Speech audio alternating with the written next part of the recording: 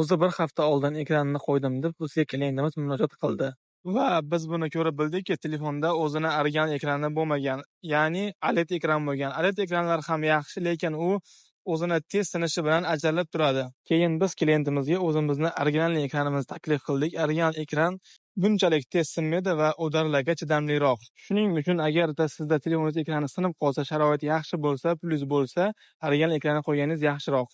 Shuning uchun biz har doim o'zimizda klientlarimizga original ekran qo'yishni tavsiya qilamiz. Original ekranda plyus tomonlari u udarga chidamliroq va qo'lingizdan tushib ketsa ham juda tez sinib qolmaydi.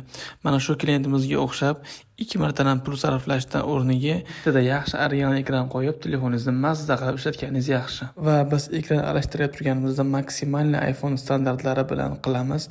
Ya'ni har doim yangi prokleyka hamma boltlarni o'rniga qo'yib, chang kirmasligiga, suv kirmasligiga iloji boricha harakat qilib, chiroyli qilib beramiz. Mana videoda o'zlaring ko'rishlaring mumkin. Hamma boltlar o'rniga qatirilib, hamma narsalar joyiga qo'yildi va prokleyka yangi qo'yildi. Endi o'zlaring ko'rib, ishimizda o'zlaring baho beraverasizlar. Mana chiroyli qilib berdik. Xudo xolasa klientimiz xursand bo'lib, mazza qilib ishlatib yuradilar. Va oxirida ekranimiz yaxshi yopish uchun pressga qo'yib, kleyab chiroyli qilib beramiz. Telefonimiz tayyor.